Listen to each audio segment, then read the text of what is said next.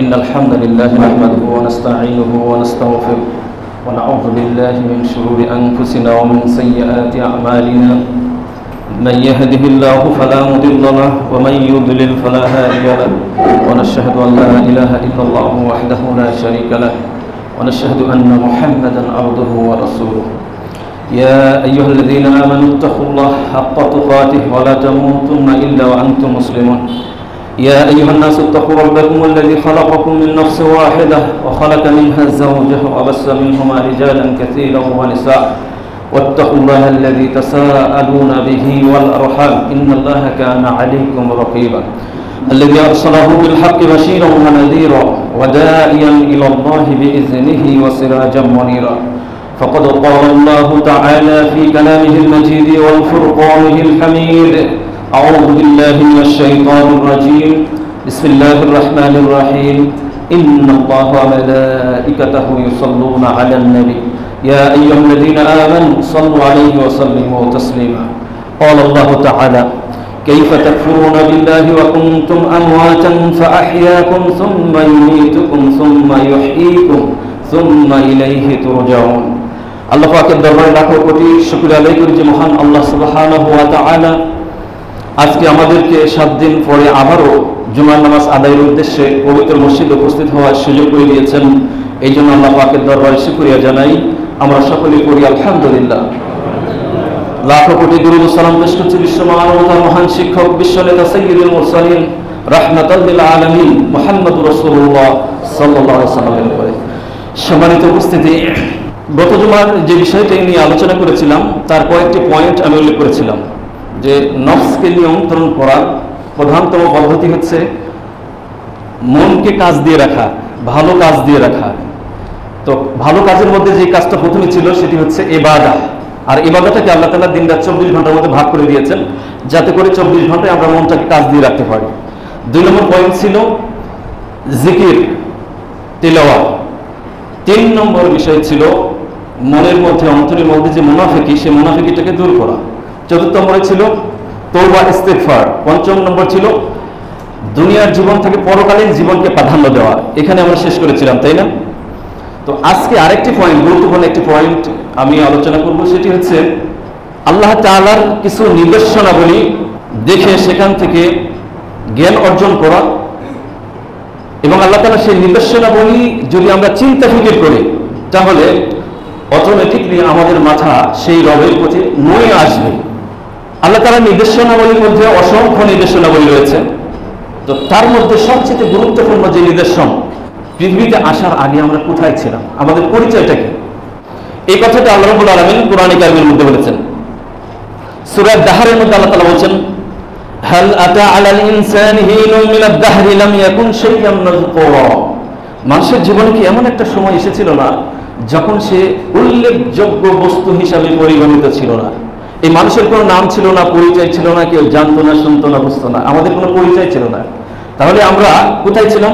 সূরা আল বাকারার মধ্যে আরেকটি আয়াতের মধ্যে আল্লাহ তাআলা বলেছেন কাইফা তাকফুরুনা বিল্লাহি ওয়া কুনতুম আমওয়াতান ফাআহইয়াকুম সুম্মা ইউমীতুকুম সুম্মা ইউহয়ীকুম সুম্মা ইলাইহি তুরজাউন। হে মানুষ, তোমরা কিভাবে রবকে অস্বীকার করছো, রবের সাথে কুফরি করছো? কুনতুম আমওয়াতান, তোমরা ছিলে মৃত, প্রাণহীন, তোমাদের কোনো পরিচয় ছিল না। ফাআহইয়াকুম, এরপরে তোমাদেরকে জীবন দান করেছেন। সুম্মা ইউমীতুকুম, আবার তোমাদেরকে মৃত্যু দিবেন, অর্থাৎ এই দুনিয়ার জীবনে। সুম্মা ইউহয়ীকুম, এরপর পরকালে আবার আমাদেরকে জীবিত করবেন। সুম্মা ইলাইহি তুরজাউন, এরপরে সেই রবের কাছে আমাদেরকে ফিরে যেতে হবে। এই দুটি আয়াত থেকে আমরা যে বিষয়টা বুঝতে পারলাম তা হচ্ছে যে মানব সৃষ্টির পূর্বে আমাদের কোনো পরিচয় ছিল না। আমরা তাহলে কি ছিলাম? আমরা ছিলাম জড়বস্তু। আল্লাহ তাআলা আমাদেরকে সৃষ্টি করেছেন। কিভাবে সৃষ্টি করেছেন আল্লাহ পাক আমাদেরকে, কেনই বা সৃষ্টি করেছেন আমাদেরকে, এই বিষয়ে পর্যায়ক্রমে আমরা সংক্ষেপে আলোচনা করবো ইনশাআল্লাহ। তো আমাদের জন্মের প্রধান উৎস হচ্ছে আদম আলাইহিস সালাম। তাই না? আমাদের আদি পিতাকে আদম আলাইহিস সালামকে আল্লাহ রাব্বুল আলামিন প্রথমে সৃষ্টি করেছেন। আদম আলাইহিস সালাম সৃষ্টির পূর্বে আল্লাহ তাআলা জিন জাতিদেরকে, ফেরেশতাদেরকে সৃষ্টি করলেন। তো ফেরেশতারা একমুখী ইবাদত বন্দেগী করে, তারা আল্লাহ তাআলার দায়িত্ব পালন নিয়ে ব্যস্ত, তাদেরকে সেই দায়িত্ব দেওয়া হয়েছে। পরে আল্লাহ তাআলা জিন জাতিদেরকে সৃষ্টি করলেন। জিন জাতি অবাধ্য হয়ে গেল, জমিনে ফাসাদ সৃষ্টি করলো, সীমা লঙ্ঘন করলো, আল্লাহ তাআলার হুকুম তারা পালন করলো না, মানলো না। আল্লাহ রাব্বুল আলামিন সিদ্ধান্ত নিলেন যে মানব সম্প্রদায়কে সৃষ্টি করবেন। ফেরেশতাদের সামনে আল্লাহ রাব্বুল আলামিন এই কথাটাকে উপস্থাপনা করলেন, ওয়াইদ ক্বালা রাব্বুকা লিল মালাইকাতি ইন্নী জাইলুন ফিল আরদি খলিফা ক্বালু আতাজআলু ফীহা মান ইউফসিদু ফীহা ওয়া ইয়াসফিকু দিমা। তো আল্লাহ রাব্বুল আলামিন ফেরেশতাদের সামনে বলল যে আমি এই পৃথিবীতে খলিফা সৃষ্টি করতে চাই, এই বিষয়ে তোমাদের মতামত কি? তখন তারা বলল, ইয়া আল্লাহ, আপনি এই পৃথিবীতে খলিফা পাঠাবেন, অথচ ইতিপূর্বে জিন জাতি পৃথিবীতে ফাসাদ সৃষ্টি করেছে, তো আমরাই তো ইবাদত বন্দেগীতে অগ্রগামী, আমরা তো আপনার হুকুম আহকাম পালন করছি, তো সেখানে আবার মানুষ সৃষ্টি করার আবার কি প্রয়োজন আছে? আল্লাহ রাব্বুল আলামিন বলছেন, ক্বালা ইন্নী আ'লামু মা লা তা'লামুন, আমি যা জানি তোমরা তা জানো না। আল্লাহ রাব্বুল আলামিন আদমকে সৃষ্টি করলেন, কি দিয়ে সৃষ্টি করলেন বলুন তো? কি দিয়ে? এক শ্রেণীর মানুষ বলে নূর দিয়ে আল্লাহ তাআলা সৃষ্টি করেছে, তাই না? আল্লাহ তাআলা মাটি থেকে সৃষ্টি করেছেন। এর দলিল কি? আল্লাহ পাক কোরআন কারীমের মধ্যে বলেছেন, ওয়াল্লাযী খালাকাকুম মিন তিন, আমি তোমাদেরকে মাটি থেকে সৃষ্টি করেছি, অর্থাৎ আদম আলাইহিস সালামকে আল্লাহ তাআলা মাটি থেকে সৃষ্টি করেছেন। তো মাটি থেকে সৃষ্টি করেছেন, আর এই মাটিকে প্রসেস করার জন্য প্রয়োজন হয়েছে পানি, আগুন, বাতাস আর মাটি। এই চারটা উপাদানে দুনিয়ার এই পার্থিব জগতের বস্তু জগৎ থেকে এই জিনিসগুলো নিয়ে আল্লাহ তাআলা আদম আলাইহিস সালামের বডি তৈরি করলেন, হাইকাল, একটা ঠাপ তৈরি করলেন। এরপরে কি করলেন? আল্লাহ পাক বলছেন, ওয়া নাফাখতু ফীহি মির রূহি, এরপরে সেখানে আল্লাহ তাআলা, ওই যে বলছিলাম রূহ, যে নেটওয়ার্ক, আল্লাহ তাআলার আদেশ, আল্লাহ রাব্বুল আলামিন বডিটা তৈরি করে সেখানে রূহ প্রকার দিয়ে দিলেন। তো এই রূহ সম্পর্কে অনেক কথা আছে। রূহটা কি আসলে মাখলুক, না এটা আল্লাহ তাআলার আদেশ বা আল্লাহ তাআলার একটা অংশ? এই বিভিন্ন কথা আছে। সহিহ শুদ্ধ কথা সেটা হচ্ছে যে এটা হচ্ছে আল্লাহ তাআলার আদেশ এবং আল্লাহ তাআলার মাখলুক। আল্লাহ তাআলা রূহ সৃষ্টি করেছেন, এই রূহ সৃষ্টি করে বডির মধ্যে ফুৎকার দিয়ে দিলেন, আদম জীবিত। ওয়া আল্লামা আদম আল আসমাআ কুল্লাহা, আদমকে সৃষ্টি করে আল্লাহ তাআলা পৃথিবীর সব কিছু তাকে শিক্ষা দিলেন। এরপরে ফেরেশতারা যে একটু মতপার্থক্য তৈরি করেছে, ফেরেশতাদের সামনে আল্লাহ তাআলা বলল যে বলো দেখি এই নামগুলো তোমরা বলো দেখি। ফেরেশতারা বলতে পারলো না। আদম আলাইহিস সালামকে জিজ্ঞেস করলো, আদম তুমি বলো দেখি। আদম ফটফট করে সব বলে দিল। এখানে প্রাধান্য দেওয়া হয়েছে আদম। এরপরে বলে দেওয়া হয়েছে যে আদমকে সেজদা করতে, সেজদা করতে মানে আদমকে ইবাদত করার জন্য নয়, সেজদা মানে এখানে আনুগত্য স্বীকার করার জন্য। অর্থাৎ বলে আদম সন্তান পৃথিবীতে আসবে, সমস্ত আদম সন্তানদেরকে ফেরেশতারা আনুগত্য করবে, এই জন্য এই ওয়াদাটা নেওয়া হয়েছে। তো সেখানে ফেরেশতাদের সাথে ছিল জিন জাতি। তো এই জিন জাতির অবাধ্য হলো। সর্বপ্রথম এই কিয়াসের উৎপত্তি হয়েছে জিন জাতিদের কাছ থেকে। সে চিন্তা করলো আল্লাহ তাআলা আমাকে আগুন দিয়ে সৃষ্টি করেছে, আদমকে মাটি থেকে সৃষ্টি করেছে, তাহলে আগুনের ক্ষমতা বেশি না মাটির ক্ষমতা বেশি? মর্যাদার দিক থেকে কে বেশি, আগুন না মাটি? সে চিন্তা করেছে আগুনের শক্তি তো বেশি, তো আমাকে বাদ দিয়ে আবার আদম সন্তান মাটির তৈরি আদমকে কেন প্রাধান্য দেওয়া হবে? সে বিরোধ সৃষ্টি করলো। সঙ্গে সঙ্গে আল্লাহ রাব্বুল আলামিন তার উপর রাগান্বিত হলো, শয়তানকে বিতরণ করে দিল। তো শয়তানদের উপর লালচ করে দিল আল্লাহ তাআলা, কারণ আল্লাহ তাআলা যে আদেশ, সে আদেশকে সীমা লঙ্ঘন করেছে। এই শয়তান সেখান থেকেই শুরু হয়েছে তার শয়তানি। তো এই শয়তান আল্লাহ তাআলার কাছ থেকে সময় নিয়েছে, কিয়ামত পর্যন্ত সময় নিয়েছে। তিনি বলেছেন কি, ক্বালা রাব্বি ফানজুরনি ইলা ইয়াউমি ইউবাসুন, কিয়ামত পর্যন্ত আমাকে আল্লাহ আমাকে আদেশ দিন, অর্ডার দিন, যাতে করে আপনার যে সমস্ত বান্দা এই মানব জাতি আসবে তাদেরকে যাতে আমি বিভ্রান্ত করতে পারি, এই অনুমতি আল্লাহ আমাকে দিন। আল্লাহ তাআলা থেকে অনুমতি দিয়ে দিয়েছে। অনুমতি কেন দিয়েছে? এই মানব জাতিকে পরীক্ষা করার জন্য, যে যারা এই শয়তানের খপ্পরে পড়বে তারা তাদের মানুষত্বের যে মর্যাদা, আল্লাহ তাআলা সৃষ্টির সূচনা লগ্ন থেকে এই আদম সন্তানকে যে মর্যাদা দিয়ে আল্লাহ পাক পৃথিবীতে পাঠিয়ে দিয়েছেন, ওয়ালাকাদ কাররামনা বানি আদম, বানি আদমকে আল্লাহ তাআলা সম্মানিত করেছে। এই সম্মানটা টিকে থাকবে যখন এই শয়তানের বিরুদ্ধে চারণ করবে, আর শয়তানের আনুগত্য যখন স্বীকার করবে, তখন এই মানব জাতি শয়তানের চেয়ে নিকৃষ্ট হয়ে যাবে। তো আদম আলাইহিস সালামকে আল্লাহ রাব্বুল আলামিন সৃষ্টি করলেন, জান্নাতের মধ্যে তার সহধর্মিণী হাওয়া আলাইহিস সালামকে সৃষ্টি করলেন। এরপরে এই শয়তান দেখেন সর্বপ্রথম শুরু করলো ওয়াসওয়াসা দেওয়া। এই জান্নাতের মধ্যে আল্লাহ রাব্বুল আলামিন যখন আদমকে স্থান দিলেন, আল্লাহ পাক বললেন লা তাকরাবা হাযিহিশ শাজারা, এই গাছের কাছে যেও না। এখন শয়তান এসে ওয়াসওয়াসা দেওয়া শুরু করলো যে আল্লাহ এই কথা কিন্তু বলেছে তোমাকে জান্নাত থেকে বহিষ্কার করার জন্য, তুমি যদি এই গাছের কাছে যাও তাহলে তোমাকে এই জান্নাতের মধ্যে স্থায়িত্ব দিবেন আল্লাহ তাআলা। তো এইভাবে করে ওয়াসওয়াসা দেওয়া শুরু করেছে। এই ওয়াসওয়াসার খপ্পরে আদম করেছে। এরপরে কি হয়েছে, গাছের কাছে গেছে, সঙ্গে সঙ্গে পোশাক আশাক সব খুলে চলে গিয়েছে, উলঙ্গ হয়ে গেছে। তখন গাছের পাতা দিয়ে ঢাকা শুরু করছে। এই যে শয়তান সর্বপ্রথম ওয়াসওয়াসা দিয়ে পোশাকটা খুললো, এই জন্য শয়তানের বর্তমানে শয়তানের প্রধান অস্ত্র হচ্ছে মানুষকে উলঙ্গ করে দেওয়া। এটা শয়তানের একটা বড় অস্ত্র। আদম আলাইহিস সালাম এই যে অপরাধ করেছে তিনি বুঝতে পারলেন, তখন তিনি আল্লাহ তাআলার কাছে বললেন, রব্বানা ইন্নী যালামতু নাফসি যুলমান কাসীরান ওয়া লা ইয়াগফিরু যুনুবা ইল্লা আনতা। তো আদম আলাইহিস সালাম আল্লাহ তাআলার কাছে ক্ষমা চাইলেন। আল্লাহ রাব্বুল আলামিন ক্ষমা করলেন ঠিকই, কিন্তু একটা সময় পর্যন্ত তাকে পরীক্ষা নেবেন, অর্থাৎ এই দুনিয়ার জগতে তাকে পাঠাবেন। আল্লাহ তাআলা আদম আলাইহিস সালামকে এই দুনিয়াতে পাঠিয়ে দিলেন। এই জিনকেও সেই জান্নাত থেকে বহিষ্কার করে দিলেন, দুনিয়াতে আসলো। এখন দুনিয়াতে আসলো, আসার পরে এটা নিয়ে অনেক কথা আছে, আদম কোথায় পৃথিবীতে এসেছে। তো কোরআন হাদিসে এই বিষয়ে যেহেতু স্পষ্ট করা হয়নি, সেই জন্য এই বিষয়ে আমাদের চুপ থাকতে হবে। আদম সর্বপ্রথম কোথায় পৃথিবীতে এসেছে? তবে সহিহ একটা হাদিস থেকে পাওয়া যায় যে আল্লাহ রাব্বুল আলামিন যখন আদমকে জান্নাত থেকে বহিষ্কার করলেন, হাওয়া আলাইহিস সালামকে জান্নাত থেকে বহিষ্কার করলেন, শয়তানকে বহিষ্কার করলেন, দুনিয়ার এই জগতে যখন পাঠালেন, তখন পাঠানোর পরে আল্লাহ তাআলা আদম সহ তার পৃথিবীতে যত সন্তান আসবে সবার কাছ থেকে একটা প্রতিজ্ঞা নিলেন। সেটি হচ্ছে আরাফার ময়দানে নওমান নামক একটা জায়গায়, আরাফার ময়দানে নওমান নামক একটা, আরাফা তো সৌদি আরবের, তাই না?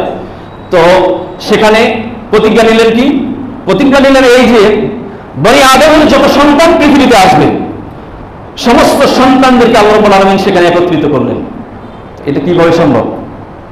এখনো তো জন্মগ্রহণ করেনি। আল্লাহ তাআলা ভবিষ্যতে যত আদম সন্তান পৃথিবীতে আসবে সকল আদম সন্তানদেরকে সেখানে একত্রিত করলেন। সেখানে বলা হয়েছে, দুটি বর্ণনা সহিহ সাব্যস্ত হয়েছে, উলামায়ে কেরাম দুইটি বর্ণনাকে সহিহ বলেছেন। তার মধ্যে একটি হচ্ছে আল্লাহ রাব্বুল আলামিন আদম সন্তানকে ক্ষুদ্র আকৃতি দিয়ে, ছোট্ট ছোট্ট পিপিলিকার মতো ছোট্ট ছোট্ট আকৃতি দিয়ে সমস্ত বনি আদমকে সেখানে একত্রিত করা হয়েছে। করে আল্লাহ রাব্বুল আলামিন একটা প্রতিজ্ঞা নিয়েছেন, বলেছেন আলাস্তু বিরাব্বিকুম, আমি কি তোমাদের প্রভু নই? তখন সমস্ত বনি আদমরা বলল, ক্বালু বালা, হ্যাঁ আপনি আমাদের রব। শাহিদানা, আমরা সাক্ষী হইলাম। আল্লাহ রাব্বুল আলামিন এই সাক্ষী কেন নিলেন? ভবিষ্যৎ প্রজন্ম যখন আসবে পৃথিবীতে আসবে, যাতে এই মানুষগুলো বলতে না পারে যে রবকে, এই কথা যাতে বলতে না পারে, এই জন্য আল্লাহ রাব্বুল আলামিন তার পরিচয় সেখানে ব্যক্ত করলেন। আর একটা হাদিসের মধ্যে এসেছে যে মানব জাতিকে পিঁপড়ার আকার ধারণ করলেন, পিঁপড়ার মতো করে দিলেন। তো পিঁপড়ার মতো দেখলেন, এত ছোট কেন আল্লাহ বানাইলেন? এটা বর্তমান বিজ্ঞান যে উন্নতি লাভ করেছে এখান থেকে কিন্তু আমাদের কাছে স্পষ্ট হয়ে যায়। যেমন ধরুন, বিজ্ঞানীরা দূরবীন দিয়ে, মাইক্রোস্কোপ যন্ত্র দিয়ে, অণুবীক্ষণ যন্ত্র দিয়ে যে ছোট্ট একটা আকৃতি, ছোট্ট একটা জিনিস যেটা আমরা চোখে দেখি না, সেটাকে বড় করে তারা দেখাচ্ছে। তো সেখানে কিন্তু প্রতিজ্ঞা নিলেন। এখন দেখেন আল্লাহ তাআলা যে প্রতিজ্ঞাটা নিয়েছিলেন বনি আদম এর কাছ থেকে, এই প্রতিজ্ঞাটা বর্তমান যুগ পর্যন্ত এটা প্রতিফলিত হয়েছে।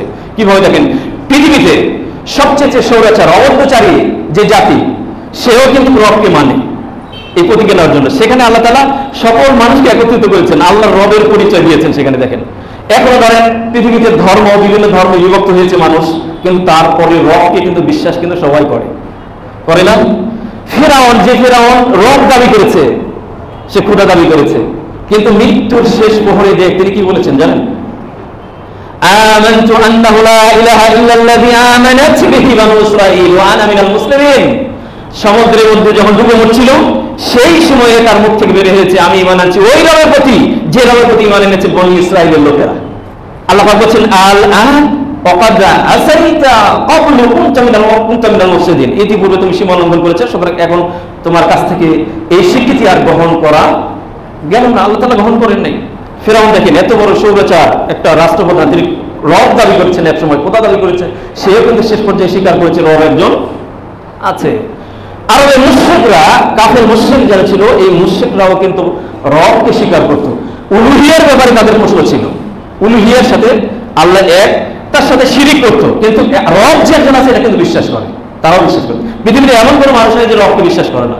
নাস্তিক যারা আছে, এই নাস্তিকদের কোনো দলিল নাই, কিন্তু এরা যারা গবেষক, চিন্তাবিদ, তারা কোনোদিন নাস্তিক হয় না। গবেষণা করলে রবকে খুঁজে পাবে, কিন্তু তারা গবেষণা করে না। ওই যে উপর থেকে কিছু টাকা আসে, এই টাকার বদলে তারা নাস্তিক দাবি করে। আসলে নাস্তিকতার কোনো স্থান নাই পৃথিবীতে। শুনেছেন অমুক দেশের রাষ্ট্রপ্রধান সে নাস্তিক? সবাই ধর্মে বিশ্বাস করে, যেই ধর্ম পালন করে, কিন্তু ধর্মকে বিশ্বাস করে। কিন্তু এটা ওই যে আলাস্তু বিরাব্বিকুম, ওটার প্রতিফল এটা। সবাই রবকে স্বীকার করে। পৃথিবীর সবচেয়ে বড় নাস্তিক যে ছিল ইসরাফিল, তিনি শেষ মুহূর্তে মৃত্যুর সময় সাকরাতুল মউত যখন এসেছে, তখন তার মুখ থেকে বেরিয়ে এসেছে ও মাই গড, এই শব্দটা সে উচ্চারণ করেছে মৃত্যুর শেষ মুহূর্তে এসে। সে নাস্তিক ছিল। তো এই রবকে সবাই স্বীকার করে, এখানে অস্বীকার করার কোনো কিছু নেই। একটু চিন্তাবিদ হলেই রবকে পাওয়া যায়। আদম আলাইহিস সালামকে দুনিয়াতে পাঠাইলেন, সমস্ত মানব জাতির কাছ থেকে আল্লাহ তাআলা স্বীকৃতি নিলেন। তো এই স্বীকৃতি নেওয়ার পরে আদম আলাইহিস সালাম থেকে আমাদের উৎস, আদম আলাইহিস সালাম মাটি থেকে তৈরি, আমাদেরকে আল্লাহ তাআলা সৃষ্টি করেছেন কি থেকে? মাটি থেকে না, আমাদেরকে সৃষ্টি করেছেন পানি থেকে। আর এই পানির উৎস হচ্ছে মাটি। আদম আলাইহিস সালামকে শুধু মাটি থেকে তৈরি করেছেন। হাওয়া আলাইহিস সালামকেও মাটি থেকে, সরাসরি মাটি থেকে নিজ হাতে আল্লাহ তাআলা তৈরি করেন নাই। আদমের পাঁজরের হাড্ডি থেকে হাওয়া আলাইহিস সালামকে সৃষ্টি করেছেন। আর আমরা এসেছি পানি থেকে। এই কথাটাই আল্লাহ রাব্বুল আলামিন কোরআন কারীমের মধ্যে বলেছেন, ওয়া বাদা খালকাল ইনসানি মিন তিন, সৃষ্টি শুরু হয়েছে মাটি থেকে। সুম্মা জাআলা নাসলাহু মিন মাইন মাহিন, নগণ্য এক ফোঁটা পানি, নগণ্য এক ফোঁটা পানি থেকে মানুষ সৃষ্টি করা হয়েছে। এই কথাটা কোরআন কারীমের মধ্যে আরেকভাবে আল্লাহ রাব্বুল আলামিন বলেছেন, ফালিয়ানজুরুল ইনসানু মিম্মা খুলিক, মানুষকে দেখে না কোথা থেকে তাকে সৃষ্টি করা হয়েছে? খুলিকা মিন মাইন দাফিক ইয়াখরুজু মিন বাইনিস সুলবি ওয়াত তারাইব। এখানে বলা হয়েছে মানুষকে সৃষ্টি করা হয়েছে সবে নির্গত ছিটকে পড়া পানি থেকে মানুষকে সৃষ্টি করা হয়েছে, যেটা ছিল পুরুষের মেরুদণ্ড আর মহিলাদের বুকের হাড্ডি। পুরুষের মেরুদণ্ড থেকে বের করা হয়েছে যে পানিটা, আর মহিলাদের বের করা হয়েছে বুকের হাড্ডি থেকে। তো তাহলে আমরা বুঝতে পারলাম আমরা সৃষ্টি হয়েছি থেকে পানি থেকে। এই কথাটা কোরআন কারীমের মধ্যে আল্লাহ রাব্বুল আলামিন এইভাবে বলছেন, ইন্না খালাকনাকুম মিন তুরাবিন সুম্মা মিন নুতফাতিন সুম্মা মিন আলাকাতিন সুম্মা মিন মুদগা, আমি মানুষকে সৃষ্টি করেছি মাটির উপাদান থেকে, অর্থাৎ আদম আলাইহিস সালামকে। সুম্মা মিন নুতফাতিন, এরপরে নুতফা থেকে। নুতফা এটাকে, যেটাকে বীর্য বলে, এটাকে নুতফা বলা হয়। এই এক ফোঁটা বীর্যের মধ্যে বর্তমান চিকিৎসা বিজ্ঞানীরা গবেষণা করেছে, সেখানে 20 কোটির মতো শুক্রাণু রয়েছে। 20 কোটি শুক্রাণুর মধ্যে থেকে একটি শুক্র থেকে আল্লাহ রাব্বুল আলামিন আমাদেরকে সৃষ্টি করেছেন। নুতফা বুখারীর হাদিসের মধ্যে এসেছে, যে হাদিসটা 82 নম্বর হাদিস বুখারীর মধ্যে বলা হয়েছে। এই বিষয়টাকে রাসূলুল্লাহ সাল্লাল্লাহু আলাইহি ওয়াসাল্লাম আরেকটু বর্ণনা করেছেন। এইভাবে বলেছেন, রাসূলুল্লাহ সাল্লাল্লাহু আলাইহি ওয়াসাল্লাম বলেছেন, যখন এই নুতফাটা পুরুষ এবং নারীর, স্বামী এবং স্ত্রীর মিলনের মাধ্যমে যখন এই নুতফাটা নারীর গর্ভাশয়ে যায়, ওয়া খালাকনা নুতফাতান মিন করারিন মাকিন, ওই নুতফা, ওই শুক্রাণুকে একটা সুরক্ষিত স্থানে স্থান দেওয়া হয়েছে। কোরআন কারীমের মধ্যে আরেকটা আয়াতের মধ্যে বলা হয়েছে, ফি যুলুমাতিন সালাস, মায়ের পেটের মধ্যে 3টা অন্ধকার প্রকোষ্ঠে মানুষকে সৃষ্টি করা হয়েছে। 3টা অন্ধকার প্রকোষ্ঠ কি? একটি হচ্ছে মায়ের গর্ভাশয়, আরেকটি হচ্ছে মায়ের পেট, আরেকটি হচ্ছে ঝুলি, যে কভারের মধ্যে মানুষ থাকে। যখন ডাক্তাররা দেখবেন অপারেশন করে সন্তান বের করে, একটা কভারের মধ্যে থাকে এই কভার, সেখানে ফি কারারিন মাকিন, সুরক্ষিত একটা স্থান, যেখানে কোনো জার্ম, কোনো রোগ জীবাণু সেখানে প্রবেশ করতে পারে না। সন্তান পৃথিবীতে আসে, দেখবেন যে হাজার রকমের রোগ বালাই ধরে, তাই না? মায়ের পেটের মধ্যে যখন থাকে, কোনো ডাক্তাররা চিকিৎসা করেছে যে সন্তানের জ্বর এসেছে বলেন, বা সন্তান কি খাবে মায়ের পেটের মধ্যে, সেই খাবারটা পৃথিবী থেকে পার্সেল করে সন্তানের কাছে পাঠিয়ে দিয়েছে, এমন ইতিহাস আছে? নাই। তো সন্তান মায়ের পেটের মধ্যে কি খাবে? সুবহানাল্লাহ, আল্লাহ তাআলার মেকানিজম, এটা ইঞ্জিনিয়ারিং সিস্টেম। এই চিন্তাগুলো যদি আমরা একটু করি, তাহলে রবের সামনে আমাদের মাথা নত হয়ে আসবে। রাসূলুল্লাহ সাল্লাল্লাহু আলাইহি ওয়াসাল্লাম বুখারীর হাদিস দিয়ে এই বিষয়টাকে আরো স্পষ্ট করে দিয়েছেন যে মায়ের পেটের মধ্যে ওই নুতফাটা 40 দিন পর্যন্ত ঘুরতে থাকে, তার একটা নির্দিষ্ট একটা স্থান দখল করার জন্য ঘুরতে থাকে। ঘুরতে 40 দিনের মধ্যে একটা নির্দিষ্ট একটা স্থানে পৌঁছে যায়, ফি কারারিন মাকিন, সুরক্ষিত একটা স্থানে পৌঁছে যায়। এরপরে পরবর্তী 40 দিনে সেটা রক্তের আকার ধারণ করে, পরবর্তী 40 দিনে গোশতের আকার ধারণ করে। এইভাবে করে কতদিন হয়ে গেল? 4 মাস হয়ে গেছে। 4 মাস পরে এরপরে আল্লাহ রাব্বুল আলামিন সেখানে রূহ ফুৎকার দেন, ওয়া নাফাখতু ফীহি মির রূহি, এরপরে সেখানে রূহ ফুৎকার দেওয়া হয়।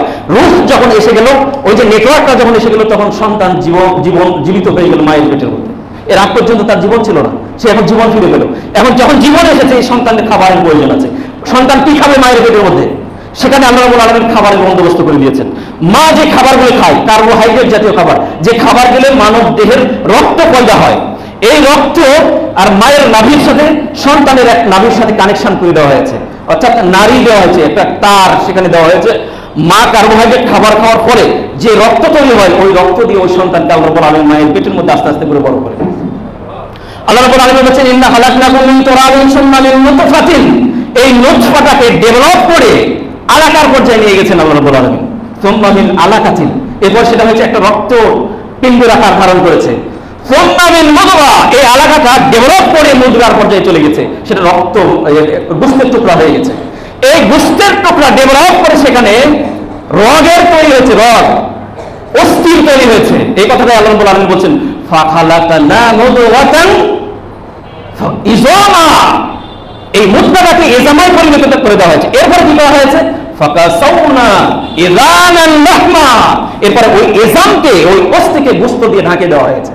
এরপরে আল্লাহ রাব্বুল আলামিন বলছেন সুম্মা জাআলা লাকুমুস সামআ ওয়াল আবসারা ওয়াল আফইদা মা তাশকুরুন, এরপরে আল্লাহ রাব্বুল আলামিন শ্রবণ শক্তি দিলেন, কান দিলেন, নাক দিলেন, মুখ দিলেন। এরপরে গোটা একটা বডিতে যা কিছু প্রয়োজন সব কিছু আল্লাহ রাব্বুল আলামিন পর্যায়ক্রমে তৈরি করলেন। এরপরে একটা বডি সেখানে তৈরি হয়ে গেল। এই বডি নির্দিষ্ট একটা টাইম পর্যন্ত মায়ের পেটের মধ্যে থাকে। এরপরে আল্লাহ রাব্বুল আলামিন বলছেন সুম্মা নুখরিজুকুম তিফলা, এরপরে বাচ্চার আকারে এই পৃথিবীতে আল্লাহ রাব্বুল আলামিন নিয়ে আসলেন। সুম্মা আনশানাহু খালকান আখার, এরপর অন্য একটা সৃষ্টিতে পরিণত করলেন। অন্য একটা সৃষ্টি মানে কি? এই সন্তান যখন মায়ের পেটের মধ্যে ছিল তখন তার একটা আকৃতি ছিল, তার একটা বডিটা তৈরি হয়েছে মায়ের পেটের মধ্যে, কিন্তু এই বডি তৈরি হয়েছে, ওই সন্তান কিন্তু শুনতে পায় না। মায়ের পেটের মধ্যে সন্তান শুনতে পায়? ডাক্তাররা বলছে কখনো শুনতে পায় না, সেখানে মুখ দিয়ে খেতে পারে না, হাত নড়াইতে পারে না। তবে একটা মেকানিজম সেখানে রয়েছে, সেটা হচ্ছে আঙ্গুলটা আল্লাহ রাব্বুল আলামিন মুখের মধ্যে ঢুকিয়ে দিয়েছেন। দেখেন একটা ট্রেনিং তাকে সেই মায়ের পেটের মধ্যে থেকে দেওয়া হয়েছে। আঙ্গুলটা মায়ের পেটের মধ্যে থেকে তার মুখের মধ্যে থাকে এই কারণে যে দুনিয়াতে আসার সাথে সাথে যাতে সেই সন্তানটা মায়ের স্তন চুষতে পারে, এই ট্রেনিং মায়ের পেটের মধ্যে দেওয়া হয়েছে। সেখানে একটা আকৃতি ছিল, এখন দুনিয়াতে আসলো তখন সে শুনতে পায়, এখন এরপরে দেখতে পায়, তাই না? এরপরে নড়াচড়া করে, যেই নড়াচড়া মায়ের পেটের মধ্যে ছিল, এই দুনিয়াতে যে নড়াচড়া করে, মায়ের পেটের মধ্যে যদি এই নড়াচড়া করতো মাকে নিয়ে থাকতে পারতেন? বলেন, কখনোই সম্ভব নয়। সুবহানাল্লাহ, ওখানে একটা স্থায়িত্ব দিয়েছে। এই জন্য আল্লাহ পাক বলছেন খালকান আখার, অন্য একটা সৃষ্টিতে আমি রূপান্তরিত করে দিলাম। তো এই সন্তান যখন পৃথিবীতে আসলো, দেখেন পৃথিবীতে আসার পরে তার নারী আর মায়ের নারীটাকে কেটে দেওয়া হলো। এখন এই পৃথিবীতে আসে সন্তান কি খাবো? দেন খাবারের বন্দোবস্ত আল্লাহ রাব্বুল আলামিন ও দুনিয়াতে আসার আগে আল্লাহ রাব্বুল আলামিন মায়ের বুকের উপরে রিজার্ভ করে দিয়েছেন।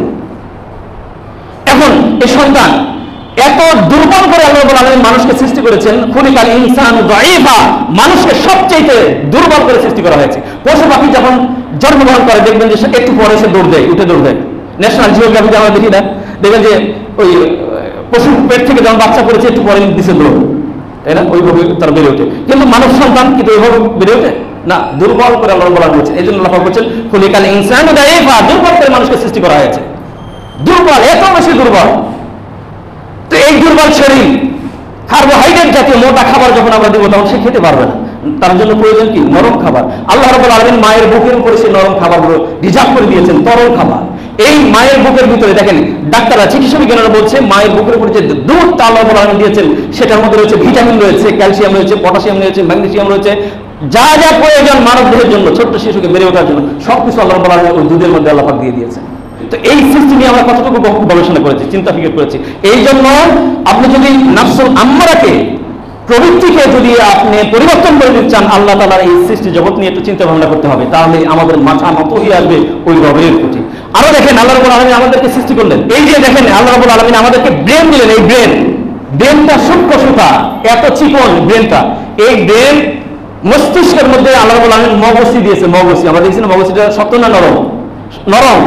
এই ব্রেনের মধ্যে রয়েছে পানি, সেখানে মগজটি দেওয়া হয়েছে, মগজ দেওয়া হয়েছে, দিমাগ যেটাকে বলে মগজ দেওয়া হয়েছে। আর চতুর্দিকে হাড্ডি শক্ত। এখন যদি এই মগজ যদি সেখানে না থাকতো, আল্লাহ রাব্বুল আলামিন পানি যদি না থাকতো, তাহলে ওই ব্রেনটা জুড়ে আঘাত হলে টাচ লেগে, শব্দের সাথে টাচ লেগে সাথে সাথে ডিসকানেক্ট হয়ে আপনি পাগল হয়ে যেতেন। আপনাকে কত বড় নিয়ন্ত্রণ আল্লাহ রাব্বুল আলামিনের জ্ঞানটি আল্লাহ রাব্বুল আলামিন সেখানে দিয়েছেন। এই ব্রেনের মধ্যে পানি দিয়েছে, পানির উপরে ভাসতেছে ব্রেনটা। আর এই ব্রেন আপনার গোটা বডিকে নিয়ন্ত্রণ করে। কিভাবে নিয়ন্ত্রণ করে? এই যে বলেছিলাম হার্ট, আল্লাহ রাব্বুল আলামিন হার্ট দিয়েছেন। হার্ট, দুই দিকে ফুসফুস, মাঝখানে যে হার্ট রয়েছে মানব দেহে, এই হার্ট সম্পর্কে বলা হয়েছে ইন্না ফিল জাসাদি মুদগা, মানব দেহের মধ্যে একটা রক্তপিণ্ড আছে, একটা রক্তের বস্তু আছে। ইযা সালাহাত সালাহাল জাসাদু কুল্লু, ওই রক্তপিণ্ডটা, ওই রক্তের টুকরাটা যদি ভালো হয়ে যায়, গোটা বডি ভালো থাকে, সুস্থ থাকে। যদি ওইটুক মাংস যদি সুস্থ থাকে, গোটা বডি সুস্থ থাকে। ওয়াইদাল ফাসাদাত ফাসাদাল জাসাদু কুল্লু, আর যদি ওই রক্তপিণ্ডটা নষ্ট হয়ে যায় তাহলে গোটা বডি আপনার অকেজ হয়ে যাবে। এই হার্টের সাথে ব্রেনের সাথে অসংখ্য নার্ভ আল্লাহ জুড়ে দিয়েছেন তার। এই যে চিকিৎসা বিজ্ঞানীরা বলছে এই দিমাগ যে মস্তিষ্ক আর এই হার্ট, এটা হচ্ছে রুহের একটা সিগন্যাল। রুহের কি সিগন্যাল? দেখেন রুহ কোথায় আছে এটা আমরা জানি না, এই পূর্বে বলেছি। তো রুহের সাথে একটা কানেকশন রয়েছে মস্তিষ্কের এবং হার্টের। এই জন্য কোন মানুষের যদি মস্তিষ্ক কেটে ফেলে দেওয়া হয়, গলাটা যদি আপনি কেটে ফেলেন, মস্তিষ্ক যদি কেটে ফেলেন আপনি মারা যাবেন, কিন্তু হার্টটা আপনি কেটে ফেলেন আপনি মরবেন না, পা কেটে ফেলেন আপনি মরবেন না, মাথা কেটে ফেলেন সাথে সাথে আপনি মৃত্যুবরণ করবেন, ঠিক না? হার্ট দেখেন যে মানুষ যখন মানুষকে গুলি করে মারে তখন দেখবেন বুকে গুলি করে, কেন? বুকের হচ্ছে হার্ট। ওই হার্টে যদি কোনো রকমের স্পর্শ করে তাহলে সাথে সাথে মানুষ মৃত্যুবরণ করবে। তো এই হার্ট এবং এই মস্তিষ্ক এটা রুহের সাথে কানেকশন রয়েছে। তো এই দুটাতে কোনো জখম যদি হয় তাহলে মানুষ মৃত্যুবরণ করে, অর্থাৎ রুহ অকাইজ হয়ে যায় তখন। বুঝতে পেরেছেন বিষয়টা? তো এই মস্তিষ্ক, চিকিৎসা বিজ্ঞানীরা বলছে এই মস্তিষ্কের মধ্যে আপনার এত বেশি অনুভূতি রয়েছে যে চিকিৎসা বিজ্ঞানী বলছেন 10 কোটি অনুভূতি কোষ রয়েছে এই মস্তিষ্কে। 10 কোটি অনুভূতি মস্তিষ্ক রয়েছে, কোষ রয়েছে, কোষ। আর আল্লাহ রাব্বুল আলামিন এই হার্ট এবং মস্তিষ্ক এবং গোটা বডি, পায়ের নখ থেকে শুরু করে মাথা পর্যন্ত অসংখ্য তার দিয়েছেন। যেমন ধরেন আপনি একটা আঘাত পেয়েছেন বা জরুরি আপনাকে কিছু করতে হবে, বা শরীরের কোনো এক জায়গায় আপনি আঘাত পেয়েছেন, সঙ্গে সঙ্গে ওই যে তার যে রয়েছে, তার শিরা উপশিরা রগ, এই রগ সঙ্গে সঙ্গে ব্রেনের খবরটা পৌঁছিয়ে দেয়। ব্রেন সাথে সাথে আপনাকে একটা সিদ্ধান্ত দিয়ে দেন যে এটা তোমাকে করতে হবে। ব্রেন এত দ্রুতশীল। চিকিৎসা বিজ্ঞানে 10,000 কোটি না সেল রয়েছে এখানে, প্রত্যেকটা সেলের অনুভূতি আলাদা আলাদা। এখানে স্মৃতিশক্তি আল্লাহ পাক দিয়েছেন। দেখেন গোটা কোরআন আমরা মুখস্থ করে ফেলে দিচ্ছি, তাই না? ভলিউম বই আমরা মুখস্থ করে ফেলছি। আমাদের মাথার মধ্যে যত যা কিছু আছে এগুলো যদি আমরা সব যদি একত্রিত করি দেখবেন যে কোনো একটা লাইব্রেরিতে ধরা সম্ভব নয়। অথচ এই মস্তিষ্কের 100 ভাগের 1 ভাগও সারা জীবন আপনি শেষ করতে পারবেন না, পূরণ করতে পারবেন না। এত জায়গা আল্লাহ বলার মেমোরি সেখানে দিয়ে দিয়েছেন। মানব দেহের মধ্যে যত রগ আছে, চিকিৎসা বিজ্ঞানীরা বলছে মানব দেহের এই রগগুলো যদি একটার সাথে আরেকটা দূরে দেওয়া হয় তাহলে গোটা পৃথিবী 3 বার প্রদক্ষিণ করা যাবে। আর মানব দেহের মধ্যে যত রগ আছে এটা যদি পরস্পর সাজানো হয় তাহলে 3 একর জমি লাগবে সেটা সাজা রাখতে। আলাম নাজআল লাহু আইনাইনি ওয়া লিসানান ওয়া শাফাতাইন, আমি কি তোমাদেরকে দুটি চক্ষু দিই নাই? ওয়া লিসান, জিহ্বা দিই নাই? ঠোঁট কি আমি তোমাদেরকে দিই নাই? একটু চিন্তা ফিকির করে দেখো, আল্লাহ রাব্বুল আলামিন এই যে দুটো চোখ আমাদেরকে দান করেছেন, চোখ, সুবহানাল্লাহ। এই বিজ্ঞানীরা বলছে এই চোখের মধ্যে 130 মিলিয়ন লাইট রয়েছে, লাইট, ক্যামেরা 130 মিলিয়ন লাইট। এই চোখ দিয়ে আমরা দেখতেছি। দেখেন এই চোখকে নিয়ন্ত্রণ করার জন্য এত দামি একটা জিনিস আমাদের বডিতে দিয়েছেন। যাদের চোখ আছে আমরা বুঝতে পারছি না আল্লাহ তাআলা কি নিয়ম হচ্ছে এটা। এই চোখটা একটু বন্ধ করে দেখেন, দুনিয়াটা অন্ধকার হয়ে যাবে। এই চোখ আল্লাহ রাব্বুল আলামিন দিলেন আমাদেরকে।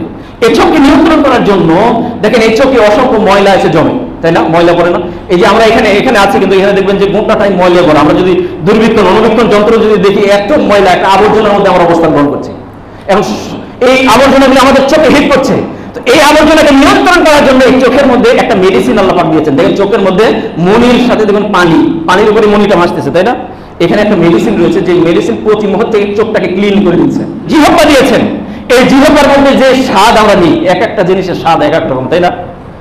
এই বিজ্ঞানীরা বলছে এই জিহ্বার মধ্যে 3000 স্বাদ অনুভূতি রয়েছে। 3000 স্বাদ আমরা নিতে পারি এই জিহ্বা। এক একটা খাবারের এক এক ধরনের স্বাদ। সুবহানাল্লাহ, কত ভাবে আমাদেরকে আল্লাহ রাব্বুল আলামিন কত নিয়ামত আমাদের বডির মধ্যে এইভাবে তৈরি করে দিয়েছেন। সুবহানাল্লাহ, আমরা যদি একটু চিন্তা ফিকির করি তাহলে আমাদের মাথা নত হয়ে আসবে। এই জন্য আল্লাহ রাব্বুল আলামিন বলেন কাইফা তাকফুরুনা বিল্লাহি ওয়া কুনতুম আমওয়াতান ফাআহইয়াকুম সুম্মা ইউমীতুকুম সুম্মা ইলাইহি তুরজাউন। হে মানুষ, তুমি কিভাবে রবের সাথে কুফরি করছো, আল্লাহ তাআলাকে অস্বীকার করছো? তুমি ছিলে মৃত্যু, তোমাকে জীবন দান করা হয়েছে, তোমাকে আবার মৃত্যু দেওয়া হবে, সেখান থেকে আবার তোমাদেরকে জীবিত করা হবে, আর সেই রবের কাছে তোমাদেরকে ফিরে দিতে হবে। একটু কি চিন্তা বিবেক করে দেখবে না? তোমাদেরকে যে সমস্যা দেওয়া হয়েছে এই সমস্যা তুমি খালি দেখে শেষ করে দিবে না? আসলে দেখে শেষ করতে হবে না, এটাকে গভীরভাবে দেখতে হবে, গভীরভাবে চিন্তা করতে হবে। এই যে হার্ট এত সুন্দর দামি জিনিস, রূহ এত দামি জিনিস আমাদের মধ্যে দিলেন, এই রূহ যদি আমরা শয়তানের খপ্পরে পড়ি, রূহটাকে নষ্ট করে দিই, তাহলে এই জবাবদিহি আল্লাহ তাআলার দরবারে কেমনি আমরা করবো? কিভাবে আমরা এই যে নাফসুল আম্মারা থেকে মুতমাইনার পর্যায়ে যাবো? সুতরাং এগুলোকে আমাদেরকে নিয়ন্ত্রণ করতে হবে। নিয়ন্ত্রণ করতে পারলে আমরা মুতমাইনার পর্যায়ে আমরা যেতে পারবো। এই জন্য আল্লাহ রাব্বুল আলামিন বলছেন, মানুষ তুমি কি চিন্তা করো না তোমাকে কিভাবে সৃষ্টি করা হয়েছে? তুমি দেখো একটা ছোট্ট একটা পানি, অল্প একটু পানি থেকে তোমাদেরকে সৃষ্টি করা হয়েছে। মানুষ পৃথিবীতে তোমরা এসেছো, বসবাস করছো, আমার নিয়ামত ভোগ করছো, আর তোমরা আমাকে অস্বীকার করছো। পৃথিবীর মানুষ এইভাবে করে আল্লাহ রাব্বুল আলামিন জ্ঞান গর্ভ চিন্তা চেতনা মানুষ যাতে আকেল বিবেক বুদ্ধি খাটায় সেইভাবে করে প্রশ্ন করেছেন আল্লাহ, প্রশ্ন করে আবার জবাব দিয়েছেন যাতে করে মানুষ চিন্তা ফিকির করে। একটু আমরা তো গতানুগতিক ভাবে আমরা পৃথিবী চলছি, আমাদের চিন্তা নাই ফিকির নাই। সকালে ঘুম থেকে উঠছি, যাচ্ছি অফিসে, যাচ্ছি কাজে, আবার ফিরে আসতেছি, ঘুমাচ্ছি, খাচ্ছি, যাচ্ছি, পায়খানা লাগতেছে, পায়খানা করতেছি। মানে আল্লাহ তাআলা আমাদেরকে কেন সৃষ্টি করেছেন এই পৃথিবীতে? আমাদের কাছে কোনো চিন্তা নাই ফিকির নাই। আমরা গতানুগতিক ভাবে আমাদের জীবনটাকে শেষ করে দিচ্ছি। আমাদের ছেলে মেয়ে সন্তানদেরকে আমরা ওইভাবে করে ফেলছি, তাদের জন্য আমরা কিছুই করছি না। তা আসলে সত্যিকার অর্থে মানুষ হচ্ছে কিনা এই চিন্তা ফিকির আমাদের নাই। আমরা খালি চিন্তা করছি পড়ালেখা ভালো করতেছি কিনা, ভালো ভালো একটা চাকরি করবে কিনা, আমরা শুধু এতটুকু দেখছি। কিন্তু ওই সন্তানকে চরিত্রবান গড়ে তোলার জন্য দায়িত্ব আপনার। কে নেবে দায়িত্ব? আপনার সন্তানকে যদি আপনি চরিত্রবান গড়ে তুলে না তুলেন, তাহলে এর প্রতিফল ভোগ আপনাকেই করতে হবে। কিভাবে করতে হবে দেখেন, সত্য একটা ঘটনা বলছি। একটা ঘটনা আমি পড়েছি কোনো একটা পত্রিকা বা কোনো এক জায়গায় আমি পড়েছি। সেটা হচ্ছে একজন ব্যক্তি তার সন্তানকে গড়ে তুলেছে। এই সন্তানকে লেখাপড়া, তার কেরিয়ার গঠন করার জন্য যত চেষ্টা সাধনা পিতামাতা করেছে। এই সন্তান এক পর্যায়ে বাংলাদেশের লেখাপড়া শেষ করে ইংল্যান্ডে গেছে ব্যারিস্টারি করার জন্য, সেখানে ব্যারিস্টারি করেছে। ব্যারিস্টারি করার পরে সে একটা ভালো একটা চাকরি নিয়েছে সেখানে। বাবা মা হঠাৎ করে একদিন ফোন দিয়েছে, ফোন দিয়ে বলেছে কান্না স্বরে কণ্ঠ, মা একটা কথা বললো যে বাবা তোর বাবা একটু অসুস্থ বলে মা ফোনটা কেটে দিয়েছে। সন্তানের ভিতরে কোনো অনুভূতি হয় না। আবার ঘন্টা দুয়েক পরে মা আবার ফোন দিয়েছে যে আসলে বাবা মারা গেছে। এই সংবাদটা ডাইরেক্ট করতে পারছে না, মা মনে করছে যে বাবা নিয়ে চিন্তা করবে, সে হয়তো তার কোনো ক্ষতি হতে পারে। পরে আবার মা ফোন দিয়েছেন, ফোন দিয়ে ছেলে বলছে যে বারবার আমাকে ফোন দিয়ে বিরক্ত করো কেন? মা তখন বলছে যে বাবা তোর বাবা কিন্তু খুবই অসুস্থ। এর কয়েক ঘন্টা পরে আবার ফোন দিয়েছে, দেওয়ার পরে মা বলছে বাবা তোর বাবা মারা গেছে। তখন সে সন্তান বলছে যে মারা গিয়েছে, মসজিদ থেকে মন্দির খুঁজে নিয়ে এসে তার কবর দিয়ে দাও, টাকা লাগলে বলো আমি টাকা পাঠিয়ে দিচ্ছি, তাকে কবরস্থ করে দাও, ধরে নিয়ে বসে আছে কেন? মা বলছে বাবা এই জন্য কিন্তু কি পড়াশোনা শিখেছিলাম, এই জন্য আমাদের অর্থ সম্পদ সব বিলিয়ে দিয়ে তোকে পড়াশোনা শিখিয়েছি কি এই জন্য? তখন ওই সন্তান সেদিন মাকে বলেছিল মা শুনে রাখো, যেদিন আমার দাদা মারা গিয়েছিল দাদার পাশে বসে আমি কাঁদছিলাম, সেখান থেকে তুমি আমাকে ধরে নিয়ে যে পড়ার টেবিলে বসিয়ে দিয়েছিলে যে তোর ক্যারিয়ার গঠন করতে হবে, এখানে মারা গেছে এখানে বসে কাঁদতে হবে, তোকে পড়তে হবে, আজকে পড়া তোকে মাস্টারকে দিতে হবে না? ওই ওখান থেকে আমাকে ক্যারিয়ার গঠন করার যে শিক্ষা আমাকে দিয়েছো, ওই শিক্ষা মনে আমি ক্যারিয়ার গঠন করছি। আজকে ইংল্যান্ডে এসেছে, নতুন চাকরি নিয়েছি, এখান থেকে যাওয়ার টাইম আমার নাই, আমি এখানে ক্যারিয়ার গ্রহণ করছি। আমি যদি এখান থেকে যাই তাহলে আমি লস হবে, ক্ষতিগ্রস্ত হবে, মৌলবীদেরকে দেখে তুমি কবরস্থ করে দাও। সুতরাং সন্তানকে যদি দ্বীনি শিক্ষা, মৌলিক শিক্ষা যদি আমরা না দিই, তাহলে সন্তানকে তুই এভাবে গড়ে উঠবে। এই বিষয়ে একটু সজাগ নজর রাখি। এই কথাগুলো বলে আজকে আমার খুতবা এখানে শেষ করছি। আকুলু কাউলি হাযা আস্তাগফিরুল্লাহ লি ওয়া লাকুম ওয়া লিসাইরিল মুসলিমিনা ওয়াল মুসলিমাত ফাস্তাগফিরুহু ইন্নাহু হুয়াল গফুরুর রহিম।